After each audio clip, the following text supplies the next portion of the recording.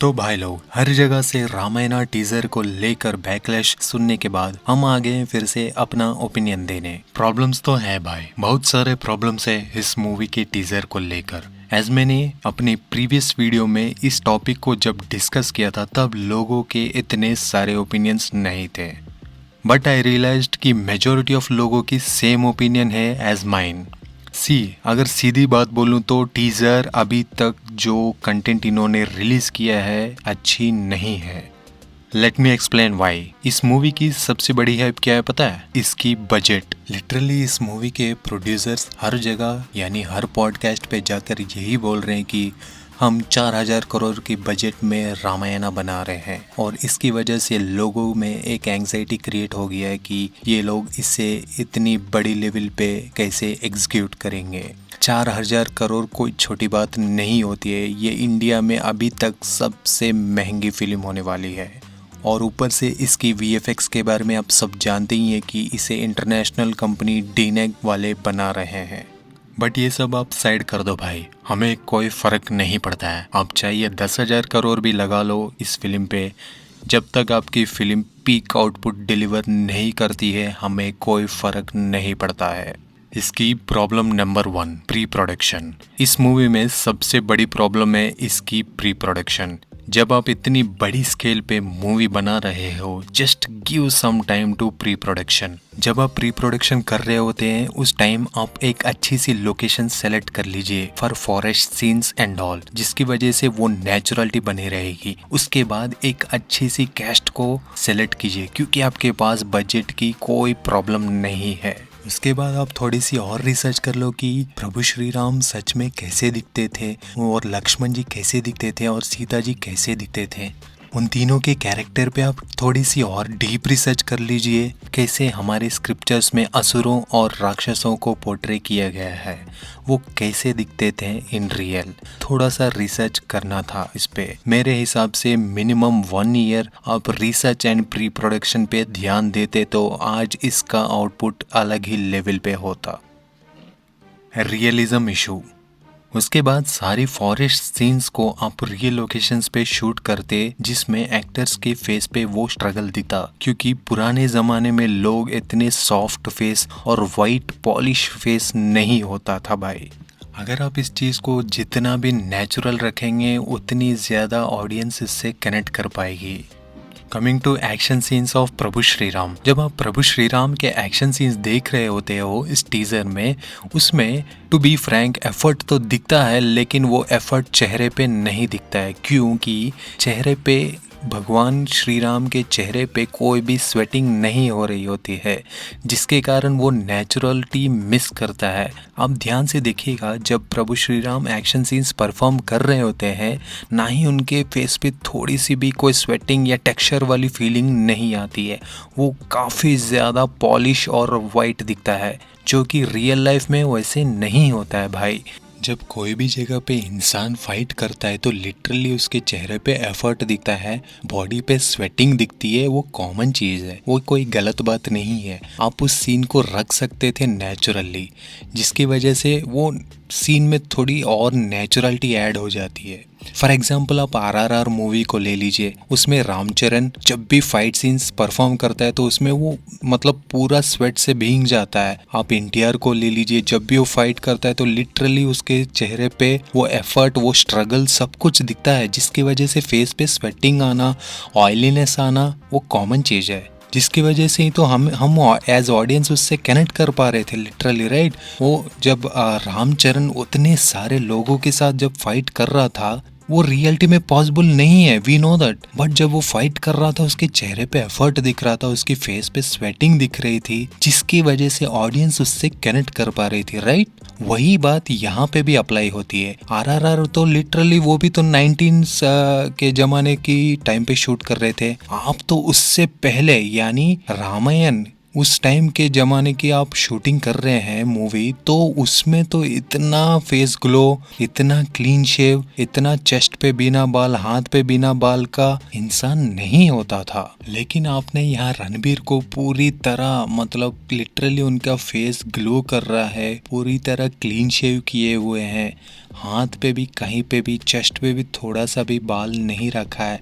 आप आरआरआर को देख लीजिए, जिसमें जब रामचरण पंचिंग बैग को मारता है तो आप उसके चेस्ट पे ध्यान दीजिएगा, वहां पे क्लियरली उसके बाल थे भाई, क्योंकि उस जमाने में लोग वैसे ही रहते थे, उतनी फेयर एंड ग्लो स्किन वाले लोग नहीं रहते थे। तो आप इस चीज को नेचुरलिटी के पॉइंट ऑफ व्यू से देखा जाए तो आपने इसे बहुत ही ज्यादा सीरियल वाली कलर दे दिया है। जैसे कि आजकल के न्यू एज सीरियल्स के रामायण कह लीजिए, महाभारत कह लीजिए, वो वाली फीलिंग आती है जब इस टीजर के कुछ सीन्स को आप देखते हैं। उसके बाद कुछ लोग ये भी बोल रहे हैं कि रणबीर कपूर थोड़ा ओल्ड लग रहे हैं टू प्ले प्रभु श्री राम कैरेक्टर। इसमें मैं थोड़ा सा एग्री करूंगा, लेकिन एज वाइज नहीं, expressions wise no doubt Ranbir Kapoor एक एक्सेप्शनल एक्टर है। बट हम इंडियंस बचपन से जब भगवान श्री राम को याद करते हैं तो एक इनोसेंस और एक कामनेस वाली चेहरा के साथ याद करते हैं। Ranbir Kapoor no doubt innocence में वो प्रभु श्री राम को अच्छे से पोर्ट्रे कर पा रहे हैं, बट वो कामनेस होता है ना उनके चेहरे पे, वो अच्छे से वो पोर्ट्रे नहीं कर पा रहे हैं। थोड़ी सी उनकी चेहरा एग्रेसिव दिख रहा है। ये मेरा पर्सनल ओपिनियन है, शायद आप इससे एग्री ना करें। इसकी प्रॉब्लम नंबर 3, द राक्षस और असुर के डिजाइन्स।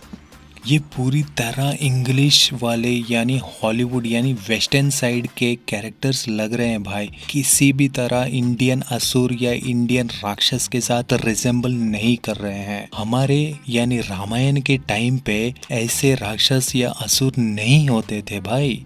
अगर इस पूरी टीजर में मैं या ऑडियंस कहीं पे भी पूरी तरह डिसअपॉइंट हुए हैं तो वो यही है।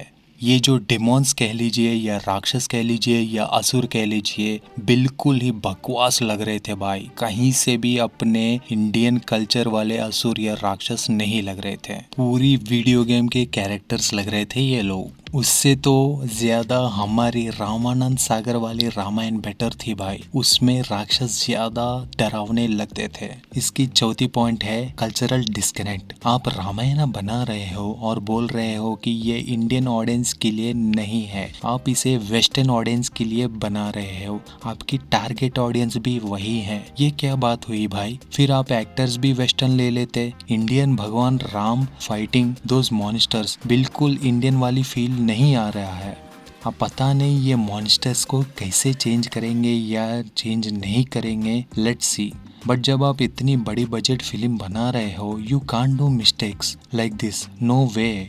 आपको रिसर्च करना होता है, आपको प्री प्रोडक्शंस पे ध्यान देना होता है, तब जाके इतनी बड़ी स्केल की मूवी को आप उस लेवल पे अचीव कर पाओगे। आप इंडियन कल्चर मूवी को वेस्टर्न ऑडियंस को सेल कर सकते हो। You don't need to add western culture monsters in Indian movies. ज़रूरत नहीं है इंडियन ऑडियंस वेस्टर्न ऑडियंस को देख लेंगे भाई वो लोग। अगर इंडियन वाली जो असुर या राक्षस को भी आप अच्छे से दिखा पाओगे तो they will get connected by. Story matter करता है, उसके साथ इमोशनल कनेक्ट भी मैटर करता है ऐसी मूवीज पे। मुझे लगता है ये लोग बहुत जल्दबाजी में है, जल्दी में फिल्म बनाना चाह रहे हैं। कोई मेहनत नहीं करना है, कोई एफर्ट नहीं डालना है, कोई रिसर्च नहीं करना है, कोई प्री प्रोडक्शन नहीं करना है। ये बस यही चाह रहे हैं कि हम बस अच्छे से राम को दिखा दें, अच्छे से रावण को दिखा दें और VFX को हॉलीवुड लेवल पे बना दें। That's it all, we are all set. नहीं चलेगी भाई, बिल्कुल नहीं चलेगी, पिटेगी वो भी गंदा। और वेस्ट में भी आपका नाम खराब होगा वो अलग, क्योंकि आपका कोई एफर्ट नहीं है, ना ही कोई आउटडोर लोकेशंस पे शूट है, सब कुछ AC एंड ग्रीन स्क्रीन पे शूट किया है। और जब एक इंडियन कल्चरल फिल्म इंडिया में नहीं चल पाएगी तो वो वेस्ट में आप कैसे चला पाओगे भाई? वो ऑडियंस के साथ कनेक्ट ही नहीं हो पाएगी। सिर्फ VFX एंड एक्शन सीन्स अच्छे कर लेने से मूवी नहीं चलती है। We need an emotional connect with this movie.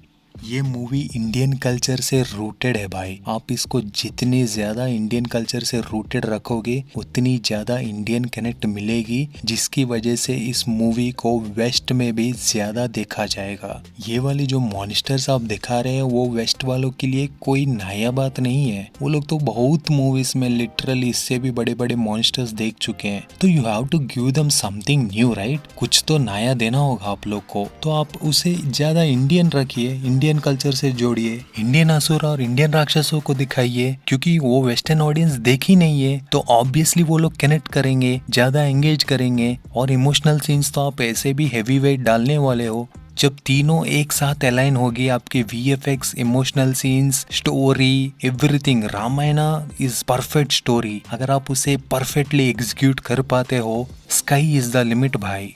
आपके पास इतनी बड़ी बजट है तो please I have a request from all the audience. अगर पता नहीं ये लोग हम मेरी भी छोटी सी वीडियो तो देखेंगे नहीं ऑब्वियसली, बट आई होप, अभी भी मेरे पास छोटी सी होप है इस मूवी को लेकर कि ये लोग इस मूवी को अच्छे बनाएंगे। बट नहीं भाई, वो सीरियल वाला इफेक्ट और वो मॉन्स्टर्स वाला सीन को हो सके जितना तो उतना रेक्टिफाई कीजिए। एक्सपेक्टेशंस ही रख सकते हैं, उससे ज़्यादा क्या ही कर सकते हैं हम लोग। सो नेक्स्ट वाली वीडियो में हम लोग सन्नी देओल भाई जो हनुमान जी के कैरेक्टर प्ले कर रहे हैं उसके बारे में भी डिस्कस करेंगे कि या उसमें भी मुझे लग रहा है कि ये लोग कैसे करने वाले हैं, उसके बारे में भी डिस्कस करेंगे। तो अगर आपको मेरा एक्सप्लेनेशन या मेरा वीडियो अच्छा लगा तो please do subscribe to cinematic Ravi. I am your RK signing of.